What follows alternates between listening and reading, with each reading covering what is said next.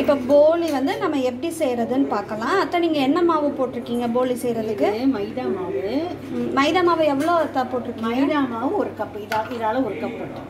சரி, okay okay.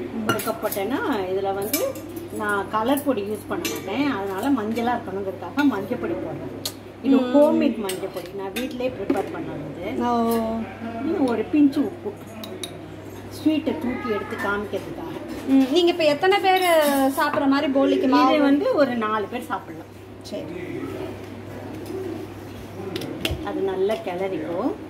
கிளறிட்டு இது வந்து தேங்காய் எண்ணெய். தேங்காய் எண்ணெய் வந்து தேங்காய் எண்ணெய் தண்ணி ஊற்றி தான் பிசைப்பேன். அப்போ தான் உனக்கு அந்த ஒரு சாஃப்டாக இருக்கும் தெரியுமா? சப்பாத்தி இது போலியோடைய இது. ஆமாம், அது நல்லா சாஃப்டாக இருக்கும். இது கிட்டத்தட்ட ஒரு 3 மணி நேரம் இது வந்து ஊறணும். இந்த மாவு பிசைஞ்சு வச்ச மாவு 3 மணி நேரம் ஊறினாலும் நல்லாயிருக்கும் போலி. 3 மணி நேரம் கழித்து அதுக்கப்புறம் இது நல்லா. இந்த போலிக்குள்ள நீங்கள் என்ன பூர்ணம் தவிப்பீங்க? நேற்றுக்கு நம்ம புட்டு செய்யும்போது ஒரு பூர்ணம் பண்ணோம் தெரியுமா? ஆமாம், அந்த பூர்ணத்தை பண்ணி வச்சுட்டேன்னா அதை புட்டும் செஞ்சுக்கலாம், போலி உள்ளேயும் அதை வச்சுக்கலாம். Okay okay. போலி உள்ளே வச்சு அதை அப்படியே தட்ட வேண்டியது. இதுக்கு நல்லாவே நீ நல்ல நீருக்கு தேங்காய் எண்ணெய் விடலாம். விட்டேன்னா நல்லா சாஃப்டாக வரும். அப்படியே புட்டை நழுக்கி அவ்வளோ சாஃப்டாக வரும். அது வந்து இந்த தேங்காய் எண்ணெயினால தான் வருது. நம்ம தேங்காய் எண்ணெய் எவ்வளோ ஊற்றி பசைகிறோமோ அந்த அளவுக்கு போலி நல்லா சாஃப்டாக இருக்கும். அதுக்குன்னு ஃபுல்லாக தேங்காய் எண்ணெய் ஊற்றியும் பிசையக்கூடாது. எல்லாம் இது கண்டிக்கணும். செய்ய எல்லாம் வந்து இப்போ இந்த உதிரி இது வந்து இந்த தேங்காய் எண்ணெயால் மட்டும்தான் வரும். இதுவே நீ தண்ணி ஊற்றுனேன்னு வச்சுக்கோங்க, கையோட ஒட்டிட்டு பிசு பிசுன்னு இருக்கும். இது இந்த தேங்காய் எண்ணெயால் தான் உனக்கு ஒட்டாமல் கையில் ஒட்டாமல் வருது தேங்காய் எண்ணெய்.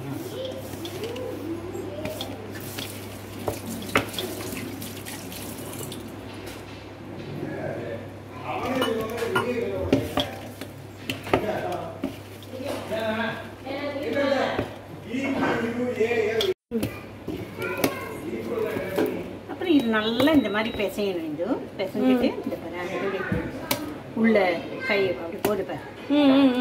அதை வச்சுட்டு அப்புறம் ஒரு துணியை வச்சு அப்படியே மூடி வச்சிடணும்.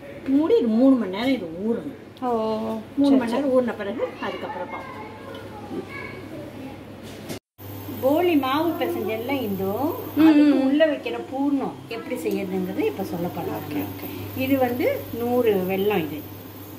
இது வந்து 1 கப்பு கடலை மாவு வந்து நல்லா குழைச்சி வச்சிருக்கேன் நான். அப்புறமும் நம்ம எடுத்து வச்ச அந்த போலி மாவுக்கு இந்த 1 கப்பு கடலை பருப்பை நீங்கள் எவ்வளோ மணி நேரம் ஊற வச்சு வேக வச்சு எடுத்துருக்கீங்க? ஒரு 1 மணி நேரம் ஊற வச்சு நல்லா குழைச்சி வச்சிருக்கேன் நான். குக்கரில் வச்சு நல்லா வேக வச்சு. குக்கரில் ஒரு 4-5 விசில் விட்டுருப்பீங்களா? நல்லா வேக வைக்கணும். அதுக்கு நல்லா குலைவா கடலை பருப்பு வந்து வேகணும். அப்புறமா நீங்கள் மத்த வச்சு நல்லா மசிச்சிட்டீங்க. இது வந்து தேங்காய் வந்து ஒரு தேங்காய் வந்து 3/4 தேங்காய் எடுத்துருக்கேன், 3/4 பூ எடுத்துருக்கேன். இப்போ என்ன பண்ணுவேன்னா வெல்லத்தை இதில் போடணும். வெல்லம் இப்போ நம்ம வந்து வெல்லம் ஃபில்டர் பண்ணி அடுத்து எடுத்துக்க போகிறோம். ஃபில்டர் பண்ணணும். ஏன்னா மண்ணெல்லாம் இருக்குல்ல. ஆமாம் ஆமாம். அத்தை இப்போ நம்ம எடுத்து வச்ச வெல்லம்லாம் நல்லா கரைஞ்சி இப்போ நீங்கள் வந்து வெல்லத்தை வந்து ஃபில்டர் பண்ணி வச்சுருக்கீங்க. இல்லை மண் இருக்குல்ல, இதை ஃபில்டர் பண்ணிடுறேன். ஃபில்டர் பண்ண பிறகு எல்லாத்தையும் ஒன்றா போட்டு கிண்ட வேண்டியதான். முதல்ல வெள்ளைப்பாகு தண்ணி, அப்புறம் நல்லா மேஷ் பண்ணி வச்சோம்ல நம்ம கடலை பருப்பு அந்த இதை, அது அப்புறம் தேங்காய் பூ அதையும் அதில் போட்டுட்டு எல்லாத்தையும் ஒன்றா போட்டுட்டு கிண்ட வேண்டியது. எல்லாத்தையும் அது மண்டையில் கொட்டியாச்சு. சரி, ஓகே. உடனே ஆகிடும் பாரு, ஏன்னா நல்லா மேஷ் பண்ணி வச்சப்போம்ல, அதனால இது உடனே ஆகிடும். அந்த இது பூர்ணம் வந்து இந்த ஸ்டேஜில் வரும். ஓகே, போலிக்கு தட்ட வேண்டிய பூர்ணம் இது இப்போ சேர்ந்த மாதிரி வருது. இந்த உடனே நிறுத்திட வேண்டியதான். இந்த அளவுக்கு நம்ம வந்து கட்டியாக இது பண்ணிக்க வேண்டியதான். இப்போ போலிக்கு நடுவுல நம்ம இந்த பூரணத்தை வச்சு போட போறோம். மைதா மாவு பிசைஞ்சு வச்சிருக்கோம் பார்த்தியா, அதுக்கு இடையில இதை வச்சு தட்டி போட்டு எடுக்கணும். அதை சொல்கிறேன். சரி சரி ஓகே. இந்த பிசைஞ்சு வச்ச மாவு எப்படி இருக்கு பாரு. நல்லா நல்லா ஊறி 3 மணி நேரம் நல்லா ஊறி நல்லா சாஃப்ட் ஆயிட்டு போலி மாவு. அதுக்கப்புறமா பூர்ணத்தை கிண்ணல பூர்ணம். ஆமா, அது இந்த மாதிரி கொழுக்கட்டை உருண்டை உருண்டையாக ஊற்றி வச்சுக்கணும். ஊற்றி வச்சுக்கிட்டு இந்த இலையில நெய், வேற எதுவும் தடவை, நெய் தான் தடவணும். நெய்யை தடவி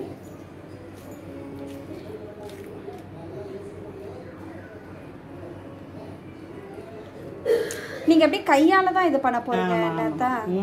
சப்பாத்தி கட்டா அதெல்லாம் வேண்டாம். அதெல்லாம் வேண்டாம். கையால தான் இப்படி இப்படி நீ இழுத்து விட்டினாலே அது நல்ல இலகுற தன்மை இருக்கிறதுனால எவ்வளோ பெருசாக வேணாலும் இலகும். அதுமாதிரி பார்த்தா இந்த இங்கே வந்து கொஞ்சம் மோடாக வச்சுக்கோ.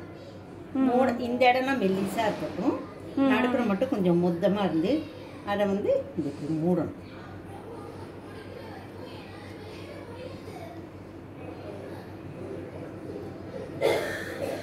மூடிட்டு இப்படி வச்சு தச்சு இந்த இடம் மூடா இருக்கா, அதனால அவங்க தட்டுறதுக்கு நல்லா இழுத்துக்கிட்டு வரும்.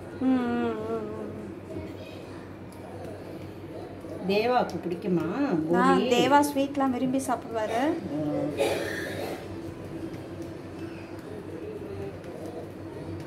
நம்ம கிருஷ்ணாக்கும் பிடிக்கும், போலிலாம் விரும்பி சாப்பிடுவாரு.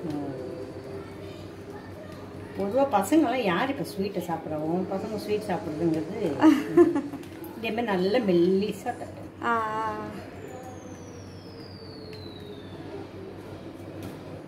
இன்னொன்று தட்டி காமிக்கிறேன்.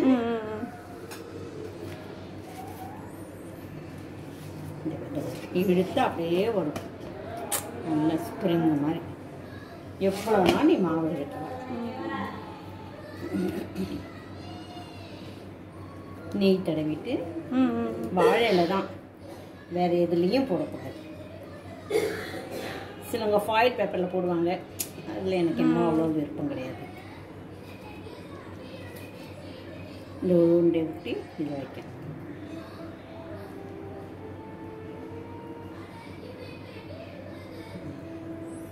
இந்த மாதிரி நல்ல மெல்லிஸாக தட்டணும். மெல்லிஸாக தட்டிட்டு இங்கே நான் தோசைக்கல்ல சூடு பண்ணி வச்சுருக்கேன். ஓகே.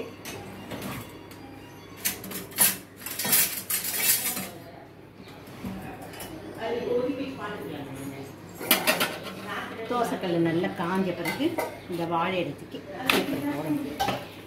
கொஞ்சம் சூடு ஆன பிறகு அதை தானாக எடுத்து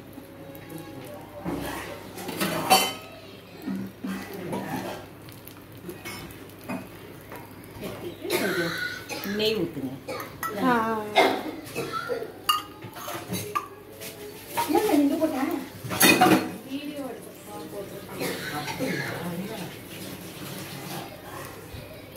ஒரு பக்கம் வெந்த பிறகு வேக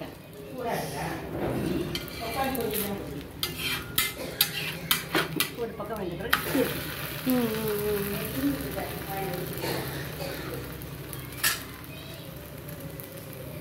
குடுங்க எடுத்துக்கணும். லேசாக அழுத்தினு வச்சுக்கோ. லைட்டாக ஊற்றும், ரொம்ப வேகமாக உட்காது, லைட்டாக ஊற்றும். சித்தி கூட தோசைக்கல்லை நல்லா சீசனிங் பண்ண மாதிரி இருக்கு. எப்படி என்னெல்லாம் சித்தி கிட்ட கேட்கணும். அவங்க இது இருக்குல்ல, என்ன இரும்பு பட்டை சீல், அது பேர் இன்ஜெக்ஷன் சொல்லாமல் தெரியல எனக்கு, அதை போட்டு தான் தேய்ச்சிருப்பாங்கன்னு நினைக்கிறேன். இது எப்படி இப்படி மடக்கி வைக்கணும். அடுத்தது இன்னொன்று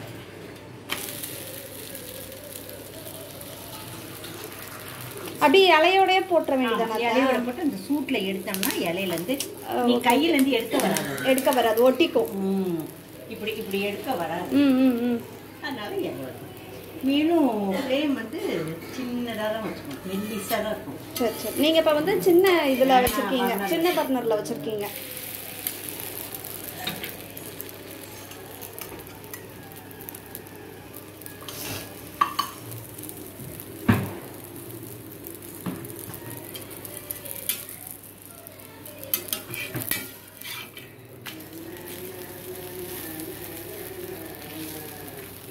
இன்னைக்கு எங்கள் அண்ணன் பேரனுக்கு பர்த்டே இன்னைக்கு.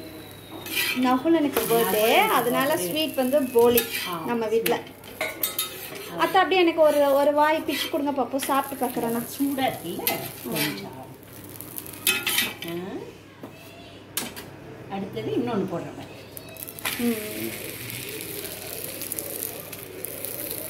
கொஞ்சம் சூடாக ஆகட்டும். சுற்றி நெய்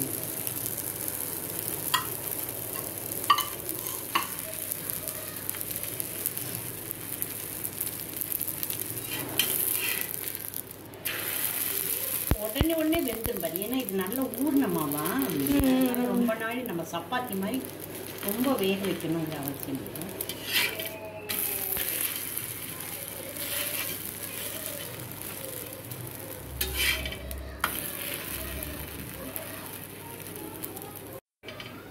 அத்தை நம்ம ஃபுட் கலரே ஆட் பண்ணல இல்ல, ஆனா நீங்க மஞ்சள் பொடி, ஹோம்மேட் மஞ்சள் பொடி தானே போட்டீங்க.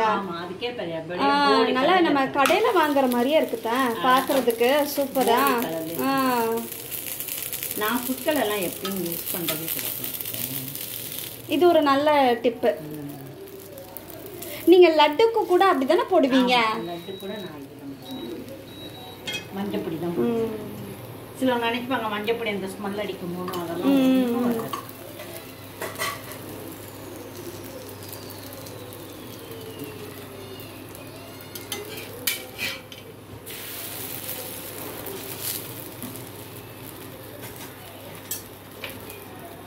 ஈவினிங் அப்போ கேக் கட்டிங்லாம் இருக்குதா திவ்யா நகுலனுக்கு? உண்டு அப்படின்னு நினைக்கிறேன்.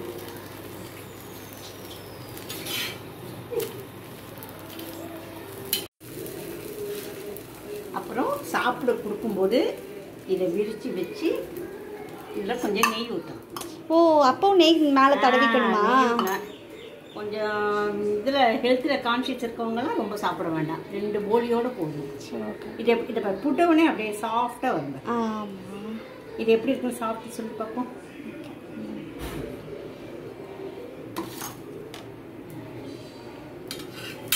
செமையாக இருக்குதா, நல்லா சாஃப்ட்டு ஸ்வீட்டு எல்லாம் கலந்து நல்லாவே நம்ம கடையில் வாங்கி சாப்பிட்டா போலி எப்படி இருக்கும் அந்த மாதிரி இருக்குது. Super, thank you. நல்லாவே இருக்குதா. தேங்க்யூ.